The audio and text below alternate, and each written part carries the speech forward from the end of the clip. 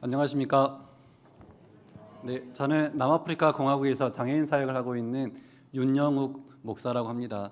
제가 이 자리에 좀 서게 된 것은 고승재 목사님과 인연이 있어서인데요.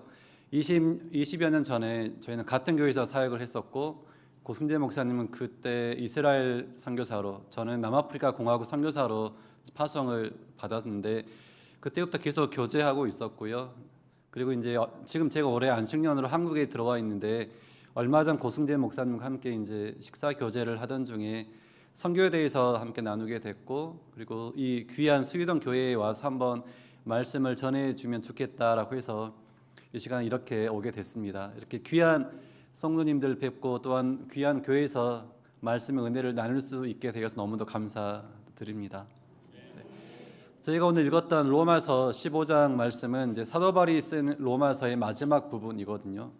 사도 바울은 로마서 1장을 시작하면서 하나님의 부르심을 받은 사도로서 하나님의 복음을 이제 쓰고 있습니다.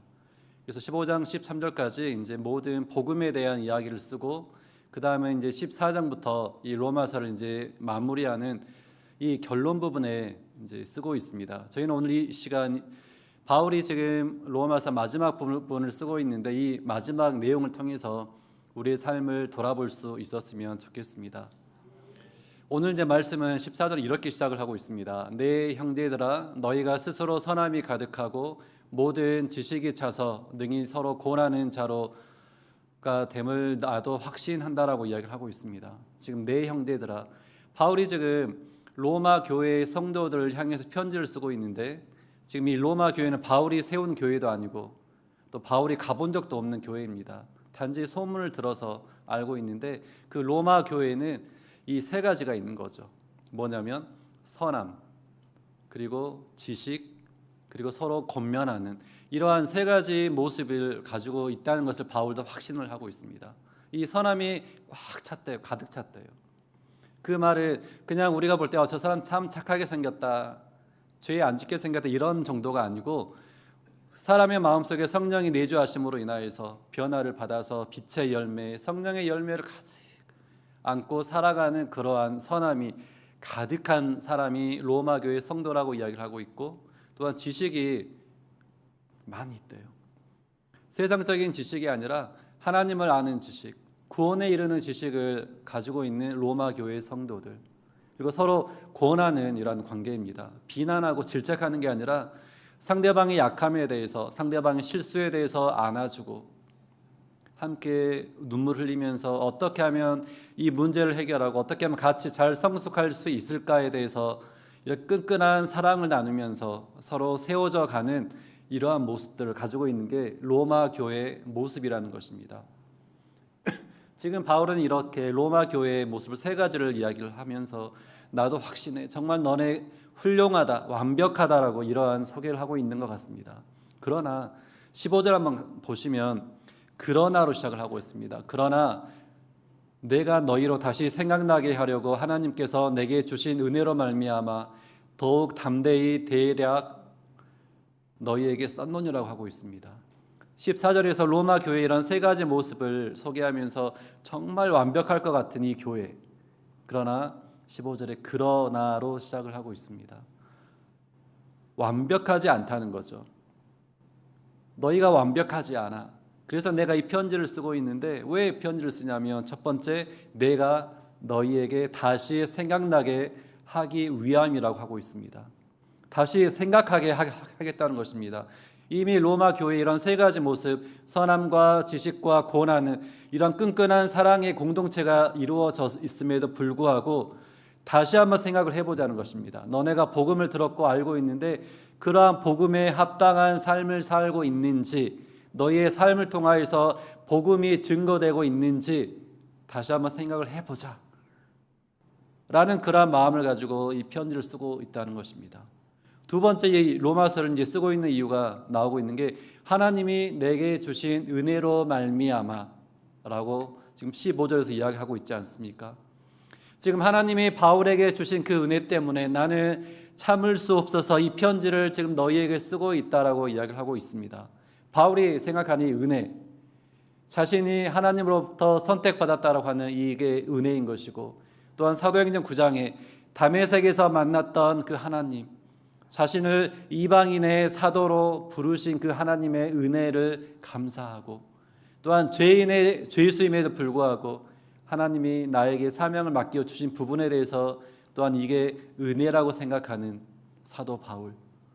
이러한 복음의 열정 때문에 지금 이 로마서를 쓰고 있다라고 사도 바울은 이야기를 하고 있습니다.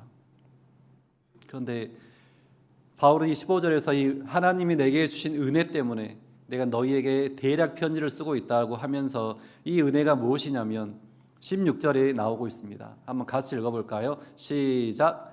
이 은혜는 곧 나로 이방인을 위하여 그리스도 예수의 일꾼이 되어 하나님의 복음의 제사장 직분을 하게 하사 이방인을 제물로 드리는 것이 성령 안에서 거룩하게 되어 받으실 만하게 하려 하심이라. 아멘. 지금 15절에 이야기한 하나님이 내게 주신 은혜 때문에 이걸 참을 수 없어서, 이걸 감당할 수 없어서 편지를 쓰고 있다고 하는데, 이 은혜가 바로 16절에 나와 있습니다. 근데 이 은혜는 나를 위해서 주었다는 것이 아닙니다. 내게 준 것이 아니라고 하고 있습니다. 나로 이방인을 위하여. 지금 이 하나님이 내게 주신 은혜는 이방인을 위해서 주셨다라고 말씀을 하고 있습니다.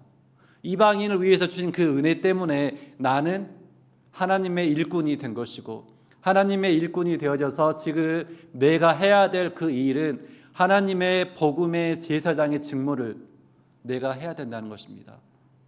하나님의 제사장의 직무가 뭐냐면 우리가 읽었던 것처럼 이방인, 하나님을 모르는 사람, 하나님을 믿지 않는 그 사람들을 거룩하게 해서 하나님이 받으실 만한 제물로 올려드리는 그 모습, 그게 바로 제사장의 모습이라는 것입니다. 구약시대 동물의 피를 흘려서 드렸던 제사가 아니라 우리는 사람의 영혼을 하나님이 거룩히 받으실 만하도록 우리가 드리는, 그게 우리가 감당해야 될 그 일이라는 것입니다. 근데 지금 바울은 보시면 이게 나에게 준 은혜가 아니라 이방인을 위해서 주었다라고 했을 때 바울은 기분 나빠하지 않습니다. 불평하지 않습니다. 불쾌해하지 않습니다. 또한 이 은혜를 이방인이 받고 있는데 나는 단지 전달자이고 나는 단지 도구인 이 부분에 대해서도 바울은 불쾌해하지 않습니다. 왜? 내가 하나님의 도구로 쓰임받고 있다는 이 부분에 대해서 감사하고 있고, 또한 내가 바로 이게 다른 사람을 위해서 복음의 제사장 역할을 하는 것이 바로 하나님의 은혜를 누리는 현장이기 때문에 바울은 기뻐하고 있는 것 같습니다. 여러분의 삶 속에 마음에 품고 있는 믿지 않는 영혼이 있습니까? 여러분의 마음속에 있는 이러한 이방인의 이름이 있습니까? 우리도 이 사도 바울처럼 그 사람을 거룩하게 하나님께 올려드리는 제사장의 직무를 잘 감당할 수 있는 우리의 삶이 되었으면 좋겠습니다. 그래서 바울은 이처럼 로마서를 쓰는 이유, 너희로 다시 생각나게 하기 위해서이고, 하나님이 내게 주신 은혜 때문에 하나님의 일꾼으로 복음의 제사장 직무를 잘 감당하고 있는 자신의 모습을 소개하면서 17절은 이렇게 이야기하고 있습니다. 17절 보시면 그러므로 내가 그리스도 예수 안에서 하나님의 일에 대하여 자랑하는 것이 있거니와, 18절에 보시면 그리스도께서 이방인들을 순종하게 하기 위하여 나를 통하여 역사하신 것 외에는 내가 감히 말하지 아니하노라라고 이야기하고 있습니다. 이 은혜, 하나님이 나에게 주신 은혜 때문에 하나님의 일꾼이 되었고 복음의 제사장 직무를 감당하고 있는 내가 지금 내가 하고 있는 이 일들을 자랑하는 것이 아니라 그리스도 예수 안에서 하나님의 일을 자랑하겠다라 하고 있고, 이 하나님의 일이 18절에 보면 이방인들이 순종하는 것입니다. 믿지 않는 사람이 예수를 믿게 되는 것이고, 또한 우리 주변에 있는 이웃들이 수유동 교회 안에 들어오는 이 역사 때문에 바울은 자랑한다라고 이야기를 하고 있습니다. 지금 하나님의 은혜, 우리에게 주신 그 하나님의 은혜를 우리도 자랑할 수 있어야 됩니다. 지금 사도 바울이 자기의 인생 가운데 자랑을 할 때가 몇 번 있었습니다. 지금 이 우리가 읽었던 본문도 하나이고, 또 갈라디아서 6장 14절에 보면 바울은 예수 그리스도의 십자가 외에는 결코 자랑하지 않겠다라고 이야기를 하고 있습니다. 바울은 입만 벌리면 예수 그리스도, 예수 그리스도 십자가만을 자랑하고 있는 사도 바울입니다. 또 고린도후서 11장 30절에 보면 내가 부득불 자랑할진대 나의 약함을 자랑하리라라고 이야기를 하고 있습니다. 바울은 자신의 약함을 자랑을 한다는 것입니다. 그 약함이 무엇이냐면 그 앞절에 나와 있는 40에 하나 가마는 태장을 3번이나 맞고 물에 빠져 죽을 뻔하고 먹지 못하고 잠자지 못하는 수많은 그 어려움과 고난 속에서 또한 사람들의 손가락질하는 그 속에서 견뎠던 그 시간을 바울은 자랑하겠다는 것입니다. 왜냐하면 남들이 볼 때는 어리석어 보이고 남들이 볼 때는 바보 같은 그 시간이지만 바울 입장에서는 하나님과 함께하는 시간이고 하나님의 일을 하는 하나님의 일꾼으로 살아가는 그 시간이기 때문에 바울에게는 그게 영광의 상처가 되는 것이고 하나님의 놀라운 훈장을 받는 그 시간이기 때문에 바울은 그 시간을 감사하고 또한 자랑하겠다라고 이야기하는 것입니다. 그래서 제가 다시 한번 17절, 18절 통하여서 지금 바울이 이 사도 바울이 왜 자랑하고 있는지 그 이유를 제가 다시 한번 좀 찾아보고 싶습니다. 첫 번째는 이거입니다. 같이 한번 읽어볼까요? 시작. 선교의 주체가 그리스도임을 알았기 때문입니다. 사도 바울이 선교사로 지금 아시아 지역, 유럽 지역까지 다니면서 복음을 전하고 있습니다. 그러나 하나 명심하고 있고 기억하고 있는 것이 이 선교의 주체가 하나님이라는 것입니다. 자신은 단지 하나님의 일꾼이고 하나님의 심부름꾼이고 하나님이 말씀하시면 네 하고 순종하며 나아가고 있는 사도 바울이기 때문에 그 많은 어려움과 많은 고난 속에서 그것이 자신의 자랑이 될 수 있었던 것입니다. 왜? 이 선교의 주체가 하나님이고 자기의 삶을 이끌어 가시는 분이 바로 하나님이시기 때문인 것입니다. 사진을 하나 보고 싶은데요. 지금 제가 남아공에 사고 있는 사역의 현장 사진입니다. 제가 남아공에 가서 첫 번째 농아인 교회를 세우고 농아인들과 함께 예배를 드리면서 우리 성도들이 자라지 않는 모습을 보면서 어떻게 하면 우리 성도들의 신앙이 자라고 또한 이들이 다른 사람에 대한 영혼에 대한 구령의 열정이 생길까라고 하는 이런 마음을 가지고 기도하다가 선교사이지 않습니까? 그래서 좋다, 우리 단기 선교를 준비하자 라고 해서 우리 6개월 동안 제가 선교 훈련을 하고 단기 선교를 준비해서 이 남아프리카 공화국 안에 2개 나라가 있는데 에스와티니, 레소토가 있습니다. 그 중에 한 나라인 에스와티니로 우리가 단기 선교를 떠납니다. 에스와티니에는 농아 교회만 2곳이, 농아 교회는 없고 농아 학교만 2곳이 있습니다.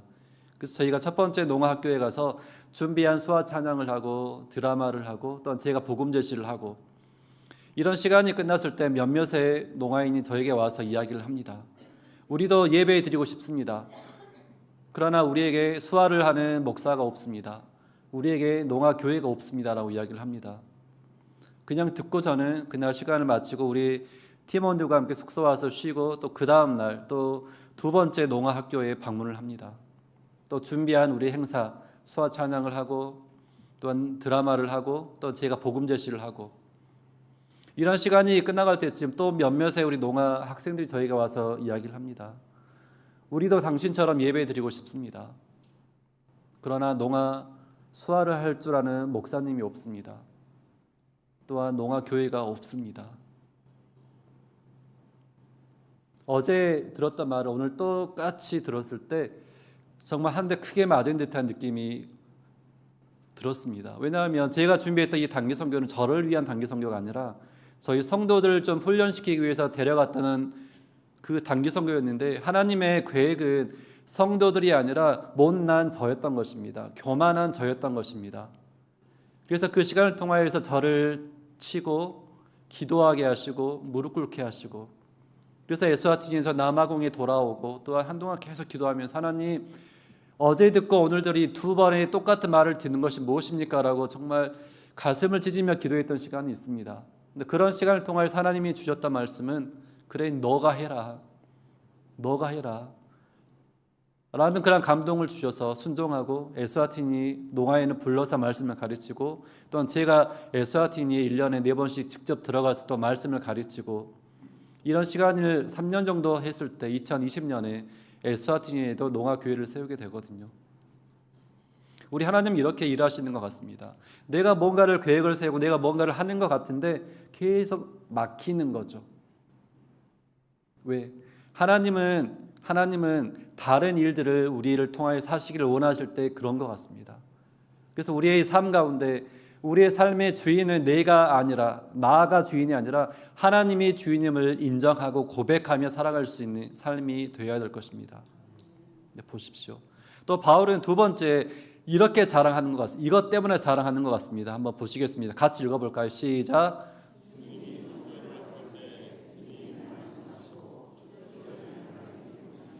지금 18절 뒤에 보면 지금 그리스도 안에서 하나님의 일을 자랑한다라고 했는데요. 근데 그 일은 말과 행위로 그리고 표적과 기사의 능력으로 그리고 성령의 능력으로 이루어졌기 때문에 바울은 자랑할 수밖에 없는 것입니다. 내가 한 것이 아니라 하나님의 이러한 말과 나를 통하여서 바울의 언변을 통하여서 또한 필요할 때는 표적과 기적을 행하셔서 하나님은 일하셨기 때문에 바울은 자랑할 수 있었던 것입니다. 우리의 삶도 마찬가지입니다. 하나님은 우리의 입술을 사용하시고 우리의 몸을 사용하여서 사람들에게 감동을 줄 것이고 또한 그 사람의 마음을 만져주실 것이고 그 사람이 이방인의 제물이 되어서 교회에 나올 수 있지 않을까요? 또한 필요하면 우리에게 필요한 표적과 기사까지 베풀으셔서 그 사람의 마음을 움직이신다는 것입니다. 사진을 하나 보고 싶은데요. 지금 제가 하고 있는 일 장애인 사회 현장 가운데 이제 장애 아동을 제가 치료하는 그 시간이 있습니다. 지금 저 친구는 이제 지금은 9살인데 그 6살 때 제가 처음 만났거든요. 근데 저 친구는 태어날 때부터 머리에 물이 꽉 차 있는 수두증을 앓고 태어납니다. 그래서 이제 태어나서 머리에 있는 물을 다 꺼냈지만 이미 신경이 눌려다 보니까 말을 하거나 앉거나 움직이거나 할 수 있는 게 하나도 없습니다. 늘 누워 있어야 되고 음식도 역시 위에다가 관을 꼽아가지고 튜브로 음식물을 투여해서 먹는 이러한 친구입니다. 그런데 이제 하나님께서 저 어머니를 통하여서 저에게 오게 하셨고 또한 저는 저 아이와 함께 이제 물리치료를 시작을 합니다. 아이의 몸을 만져주면서 기도하고 또한 어머니에게 집에 가서는 또 이렇게 아이를 위해서 치료하시라고 이런 시간들을 이제 보내기를 6개월 정도 됐을 때 이 아이가 처음으로 제가 일으켰을 때 앉았거든요. 앉을 수 없었던 아이입니다. 그러나 하나님이 필요하셨을 때 이 아이를 앉게 하신 것입니다. 제가 한 것이 아닙니다. 저는 물리치료사가 아닙니다. 저는 단지 하나님의 복음을 전하는 선교사일 뿐입니다.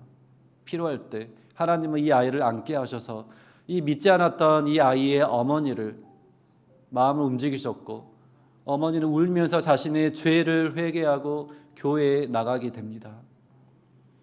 이처럼 하나님의 그리스도 예수 안에서 하나님의 일을 행하시는 것을 목도하면 목도할수록 우리의 삶은 자연스럽게 하나님이 우리의 자랑이 된다는 것입니다. 그래서 바울은 18절에 다시 한번 이야기를 하죠. 세 번째 보시면 같이 읽어볼까요? 시작. 주님만이 우리의 진정한 자랑이 되시기 때문입니다. 다른 것이 아닙니다. 그리스도 예수 안에서 행하시는 그 하나님의 일, 바로 그것 하나 때문에 우리가 늘 자랑하며 좀 생활할 수 있기를 바랍니다. 그래서 이러한 하나님의 일이 어떤 거냐면 18절에 있는 거죠. 이방인들을 순종하게 하는 것입니다. 이방인들을 순종하게 하는 것. 그래서 이 바울은 그리스도 예수 안에서 하나님의 일을 이방인들이 순종하는 이 일을 위해서 쉼 없이 사역을 하고 있죠. 그래서 19절에 바울은 열심히 전도해서 예루살렘으로부터 두루 행하여 일루리곤까지 그리스도의 복음을 편만하게 전하고 있습니다. 아시아를 넘어서 유럽 땅까지, 일루리곤이 지금으로 치면 알바니아, 크로아티아까지 로마와 마주하고 있는 그 땅까지 가서 복음을 전하고 있는 바울을 볼 수가 있습니다. 어쩌면 자기가 한다라고 하는 생각, 자기가 수고한다라고 생각을 가지고 있었으면 이렇게 쉼없이 사역을 할 수 있었을까 생각이 듭니다. 쉬고 싶다. 나 이 정도 했으면 됐어라고 하는 그러한 만족이 있었을지 모르겠지만 바울은 하나님의 일꾼이라고 하는 이러한 분명한 자부심, 복음의 제사장의 직무를 하고 있다라고 하는 이런 분명한 정체성을 가지고 있었기 때문에 바울은 오늘도 내일도 그 다음 날도 쉼 없이 복음을 전하고 하나님의 일인 이방인을 순종하게 하는 그 자리에 바울은 끝까지 설 수 있었던 것입니다. 그런데 여기서 20절에 보면 바울이 또한 재미있는 표현을 쓰고 있죠. 내가 그리스도의 이름을 부르는 곳에는 복음을 전하지 않기를 힘썼노니 이는 남의 터 위에 건축하지 아니하려 함이라라고 하고 있습니다. 바울이 이처럼 열심히 하나님의 일을 하고 있고 이방인을 순종하게 하고 있는 일을 하고 있지만 절대로 하지 않겠다고 하는 이 한 가지 일, 남의 터 위에는 일을 하지 않겠다는 것입니다. 선교사들에게도 마찬가지입니다. 선교지에서 보면 많은 선교사들이 비슷한 사역을 하고 있고 또한 비슷한 지역에 많이 몰려 있습니다. 그러나 바울은 그렇게 하지 않겠다는 것입니다. 다른 사람들이 피땀 흘려서 세워놓은 그 복음의 현장에 슬그머니 숟가락을 올려서 내가 한 것처럼 하지 않겠다는 것입니다. 또한 다른 사람이 눈물로 한 영혼을 위해서 가르치고 깨워서 세워놓은 그 교회 안에 슬그머니 들어가서 내 이름을 올리지 않겠다는 것입니다. 만약에 교회가 세워져 있고 그 속에 예수를 믿는 사람이 있으면 나는 다른 지역으로 가겠다라고 하는 것이 지금 바울의 고백인 것입니다. 근데 이렇게 고백하고 있는 것은 21절에 보면 이렇게 이야기를 하고 있습니다. 기록된 바 주의 소식을 받지 못한 자들이 볼 것이고 듣지 못한 자들이 깨달으리라라고 이야기를 하고 있습니다. 지금 바울은 이렇게 이야기하고 있는데 이 말씀은 이사야 52장 15절을 인용해서 쓰고 있는 건데 살짝 바울이 좀 바꿔서 저렇게 표현을 쓰고 있거든요. 이사야 52장 53절 우리가 잘 알고 있는 내용이죠. 순환의 종 예수 그리스도. 이 부분을 설명하기 위해서 예수님이 누구인가를 52장 하반절에 써 내려가고 있는 중에 이 표현이 나오고 있습니다. 지금 예수님이 이 땅에 오실 때는 볼품없는 존재로 오지만 십자가 사건을 통하여서 영광을 받았을 때 세상에 있는 모든 왕들이 모든 사람들이 놀란다는 것입니다. 입을 막는다는 것입니다. 그러나 듣지 못한 사람들은 듣게 되고 또 보지 못한 사람들은 보게 된다는 이런 말씀을 지금 바울은 깨닫고 지금 나는 남의 터 위에 사역을 하지 않겠다라고 이야기를 하면서 지금 21절의 말씀을 쓰고 있는 것입니다.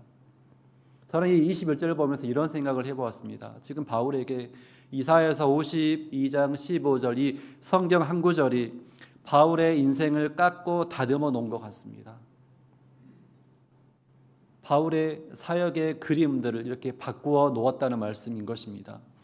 우리의 인생도 마찬가지입니다. 하나님의 말씀이 여러분의 삶에 그리고 저의 삶 속에 관여하기 시작하면 새로운 고랑을 파고 그 속에 인생의 물줄기가 흘러내릴 때 우리의 삶의 방향을 바꾸어갈 수 있는 분이 바로 하나님이라는 것입니다. 그러하기에 우리의 삶 가운데 성경이 이 말씀이 살아 움직이는 우리의 삶이 되어야 될 것이고 그 살아 역사하는 말씀이 우리 속에 꽉 차서 이 말씀에 순종하며 살아갈 수 있는 우리의 삶이 되어야 할 것입니다. 좀 정리하겠습니다. 지금 사도 바울이 로마서를 쓰는 그 두 가지 이유가 있었습니다. 첫 번째는 다시 생각나게 하려고, 두 번째는 하나님이 내게 주신 은혜로 말미암아 로마서를 썼다고 하고 있습니다. 지금 우리가 회복해야 될 하나님의 일이 있지 않을까요? 하나님이 우리에게 원하시는 우리가 회복해야 되는 부분은 있지 않을까요? 지금 수유동 교회가 70주년이 되었다고 하는데 이 70년의 긴 시간 속에 혹여나 우리가 처음 뜨겁게 갖고 있었던 그 첫사랑이 혹여나 식어지지 않았는지, 우리가 영혼을 향한 그 뜨거웠던 열정들이 지금은 식어져 가고 있지 않는지, 우리끼리 모여서 예배 드리는 것으로 만족해하고 있지는 않는지, 이걸 다시 한번 생각하면서 우리가 이 복음에 합당한 삶이 무엇인지 다시 한번 생각해 볼 수 있는 이 시간이 되었으면 좋겠습니다. 또 하나, 하나님이 내게 주신 은혜로 말미암아 이 편지를 쓰고 있다라고 하고 있는데요, 하나님이 여러분에게 주신 은혜가 있습니다. 그것은 여러분의 것이 아닙니다.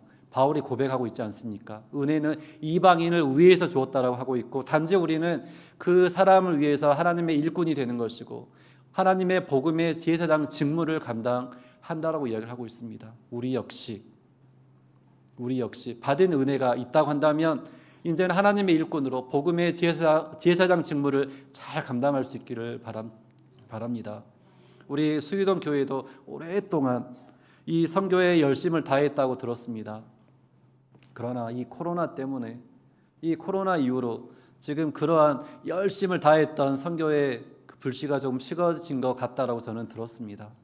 이 시간이 바울이 이 로마서를 통하여서 이 로마 교회를 향한 그 간절한 마음 다시 생각나게 하고, 하나님 내게 주신 그 은혜 때문에 이 편지를 쓰고 있는 그 바울의 마음이 나의 마음이 되어서 또 여러분의 마음이 되어져서 세계 선교와 함께 우리 수유동 교회 주변에 있는 믿지 않는 영혼들, 또한 수유동 교회를 떠난 그 많은 영혼들을 향하여서 다시 한번 우리가 그 영혼들을 하나님께 올려드리는 그런 거룩한 제사장의 직무를 다함으로 인하여서 하나님께서 우리에게 말씀하시는 그대로 순종하고 그 말씀대로 우리의 삶 가운데 이루어지는 것을 늘 경험하는 여러분이 되시기를 주님의 이름으로 부탁드립니다.